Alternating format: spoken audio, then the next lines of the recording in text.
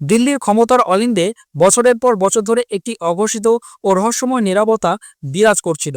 এমন এক নীরবতা যা বিশ্বের তাবর তাবর শক্তিধর রাষ্ট্রগুলোকে নাড়িয়ে দিলেও আমাদের দেশে তা ছিল এক নিষিদ্ধ ফলের মতো। পৃথিবীর মানচিত্রে যে বিষয়টি নিয়ে তোলপাড় হয়েছে, যে একটিমাত্র শব্দের উচ্চারণে আমেরিকা থেকে শুরু করে নরওয়ে কিংবা যুক্তরাজ্যের মতো শক্তিশালী দেশের মন্ত্রীদের গদি উল্টে গেছে, সরকার টালমাটাল রয়েছে, সেই শব্দটি যেন ভারতীয় রাজনৈতিক করিডোরে উচ্চারণ করা মহাপাপ ছিল। এটি এমন এক ফাইল যাকে বিশ্বজুড়ে একবিংশ শতাব্দীর সবচেয়ে কলঙ্কিত ও অশ্লীল দলিল হিসেবে চিহ্নিত করা হয়েছে। সেই ফাইলে নাম থাকা মানেই সামাজিক ও রাজনৈতিক মৃত্যু। কিন্তু আশ্চর্যের বিষয় হলো, ভারতীয় সংবাদ মাধ্যম বা রাজনৈতিক মহলে এ নিয়ে কোনো হেলদোল নেই। যেন এক অদৃশ্য চাদর দিয়ে ঢেকে রাখা হয়েছিল পুরো বিষয়টিকে। কিন্তু অবশেষে সেই বাঁধ ভাঙল, সেই অদৃশ্য চাদর সরে গেল। দেশের আইনসভার সর্বোচ্চ পীঠস্থান সংসদের বুকে দাঁড়িয়ে অবশেষে সেই নিষিদ্ধ নাম উচ্চারিত হলো, আর মুহূর্তের মধ্যে ভারতীয় রাজনীতিতে এক অভূতপূর্ব কম্পন সৃষ্টি হলো। প্রথমবারের মতো ভারতীয় সংসদে উচ্চারিত হলো এপস্টিন ফাইলের নাম। সংসদের ভিতরেই সে বিস্ফোরণ ঘটালেন রাহুল গান্ধী, আর তাতে নড়েচড়ে বসতে বাধ্য হলো মোদী সরকার। মোদীর এক মন্ত্রীকে সামনে এসে ব্যাখ্যা দিতে বাধ্য হলো এই কুখ্যাত এপস্টিন ফাইলে তার নাম কিভাবে জড়িয়ে পড়ল। বন্ধুরা, এপস্টিন ফাইল কোনো সাধারণ নথি নয়। এটি এমন এক অন্ধকার গহ্বর যার গভীরে লুকিয়ে আছে পৃথিবীর সবচেয়ে নোংরা, সবচেয়ে বীভৎস, সবচেয়ে বিকৃত এক জগৎ। এই ফাইলই প্রথমবার নগ্ন করে দিয়েছে তথাকথিত বড় বড় ধনকুবের, ক্ষমতাধর রাজনীতিবিদ, বিশ্ববিখ্যাত তারকা ও সেলিব্রিটিদের আসল চেহারা। বাইরে থেকে যারা সভ্যতা, ভদ্রতা ও নৈতিকতার মুখোশ পরে সমাজকে উপদেশ দেন, তাদের অন্তর্মহলের কুৎসিত সত্য এই ফাইল গোটা পৃথিবীর সামনে এনে দিয়েছে। আর সেই কারণেই এটি একবিংশ শতাব্দীর আমেরিকার সবচেয়ে বড় রাজনৈতিক ও সামাজিক কেলেঙ্কারিতে পরিণত হয়েছে। আমেরিকা, নরওয়ে, যুক্তরাজ্য একাধিক দেশে শুধুমাত্র নাম উঠে আসার কারণেই মন্ত্রীদের পদত্যাগ করতে হয়েছে, সরকারকে ব্যাখ্যা দিতে হয়েছে, তদন্ত শুরু হয়েছে। অথচ ভারতে এখানে যেন এক রহস্যময় নীরবতা। ভারতীয় মিডিয়ায় এই ফাইলের নাম উচ্চারণ করাই নিষিদ্ধ। টিভি চ্যানেলে নেই, সংবাদপত্রে নেই, প্রাইম টাইমে নেই, কোথাও নেই। আর ঠিক সেই জায়গাতেই এদিন সংসদের মঞ্চে দাঁড়িয়ে রাহুল গান্ধী সেই অচলাবস্থা ভেঙে দিলেন। তিনি সরাসরি বললেন, এই এপস্টিন ফাইলে শুধু বিদেশি নেতাদের নাম নেই, ভারতের প্রধানমন্ত্রী নরেন্দ্র মোদীর নাম আছে, কেন্দ্রীয় মন্ত্রী হার্দিক পুরীর নাম আছে, শিল্পপতি অনিল আম্বানির নামও আছে। আর সেই কারণে গোটা ট্রেড ডিল থেকে শুরু করে বহু কৌশলগত সিদ্ধান্তের পিছনে অদৃশ্য এক ছায়া কাজ করছে। বন্ধুরা, এখানেই নাটকীয় মোড়। এতদিন যে ফাইল নিয়ে কোনো প্রশ্ন উঠছিল না, কোনো ব্যাখ্যা দেওয়া হচ্ছিল না, হঠাৎ করে সেই ফাইল ঘিরে সংসদে তীব্র চাপ তৈরি হলো। রাহুল গান্ধী সংসদের ভিতরে অন দ্য রেকর্ড একের পর এক হার্দিক পুরীর নাম করলেন। তাকে থামানোর চেষ্টা করা হলো, শব্দ মুছে দেওয়ার চেষ্টা করা হলো, কিন্তু তিনি কৌশলে এপস্টিন না বলে এপসন বলে পুরো বিষয়টিকে তুলে ধরতে থাকলেন। শেষ পর্যন্ত আর বিষয়টি চেপে রাখা গেল না, কারণ সংসদের নথিতে একবার নাম উঠে গেলে তা আর অস্বীকার করার উপায় থাকে না। আর তখনই সামনে এসে ব্যাখ্যা দিতে বাধ্য হলেন কেন্দ্রীয় মন্ত্রী হার্দিক পুরী।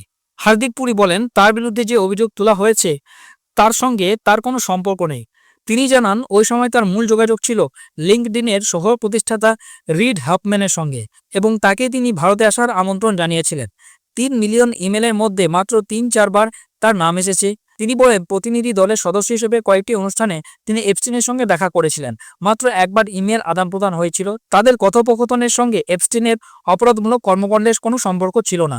আলোচনা হয়েছিল শুধুমাত্র মেক ইন ইন্ডিয়া প্রকল্প নিয়ে। অর্থাৎ প্রথমবার মন্ত্রী প্রকাশ্যে স্বীকার করে নিলেন যে কয়েকবার এসটির সঙ্গে তার সাক্ষাৎ হয়েছে, তবে একা নয়, প্রতিনিধি দলের সঙ্গে। সরকারি কাজের সূত্রেই এই সাক্ষাৎ। তার দাবি, যেসব নৃশংস অপরাধের জন্য এপস্টিন দোষী সাব্যস্ত তার সঙ্গে তার কোনো যোগ নেই। কিন্তু বন্ধুরা, প্রশ্ন এখানে শেষ হয় না। এতদিন এই ব্যাখ্যাগুলো আগে আসেনি কেন? সংসদে বিরোধী দলনেতা এই প্রসঙ্গ তুলবেন, তারপরে কি সরকারের ঘুম ভাঙবে? মিডিয়ার সামনে স্বতঃপ্রণোদিত হয়ে কেন এই ব্যাখ্যা দেওয়া হলো না? এটা কি রাজনৈতিক দায়িত্বহীনতার চরম উদাহরণ নয়? এরপর এই সাংবাদিক সম্মেলনে হার্দিক পুরী আরও জানান, 2009 সালের সময় থেকে তিনি সরকারি পদে ছিলেন না। তিনি তখন ইন্টারন্যাশনাল পিস ইনস্টিটিউটের সেক্রেটারি জেনারেল ছিলেন। 8 বছরে 3 বার তিনি এপস্টিনের সঙ্গে সাক্ষাৎ করেন প্রতিনিধি দলের অংশ হিসেবে। ভারতের রাষ্ট্রদূত পদ থেকে অবসর নেওয়ার কয়েক মাস পর তাকে আইপিআইতে যোগ দেওয়ার আমন্ত্রণ জানানো হয়েছিল। সেখানে তিনি ইন্ডিপেন্ডেন্ট কমিশন অন মাল্টিল্যাটারিজমের সেক্রেটারি জেনারেল ছিলেন, যার মূল লক্ষ্য ছিল জাতিসংঘ তার 75তম বর্ষপূর্তিতে কতটা কার্যকর তা মূল্যায়ন করা।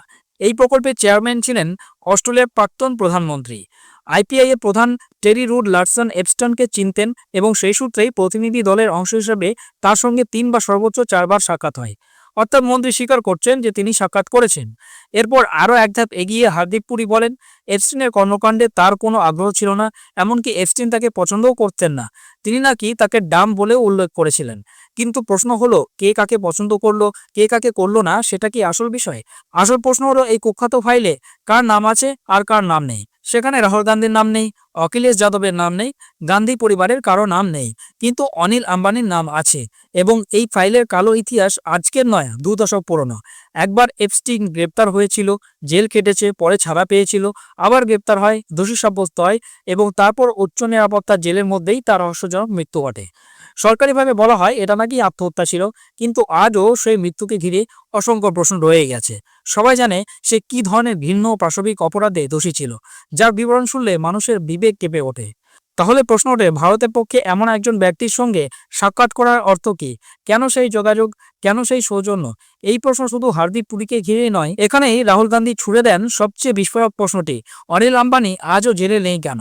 এপস্টিন ফাইলে অনিল আম্বানির নাম স্পষ্টভাবে রয়েছে, তাদের মধ্যে ঘনিষ্ঠ ও নোংরা যোগাযোগ ছিল, যা প্রমাণ নথিভুক্ত বলে দাবি করছেন রাহুল গান্ধী। তাহলে কেন তার বিরুদ্ধে কোনো আইনি পদক্ষেপ নেওয়া হচ্ছে না? কারণ তিনি দেশের প্রতিরক্ষা শিল্পের সঙ্গে যুক্ত। এমন একজন ব্যক্তি যার সঙ্গে এপস্টাইনের মতো কুখ্যাত অপরাধী যোগাযোগ ছিল, তার বিরুদ্ধে তদন্ত পর্যন্ত হচ্ছে না কেন? এটাই তো রাহুল গান্ধীর মৌলিক প্রশ্ন। আর এই প্রশ্নের তীব্রতাতে তাকে বারবার থামানোর চেষ্টা করা হয়। তখন রাহুল গান্ধী কৌশলে বলেন, দেখুন একজন ব্যবসায়ী আছেন অনিল আম্বানি, আমি জানতে চাই তিনি জেলে নেই কেন? কারণ তার নাম এপস্টিন ফাইলে আছে।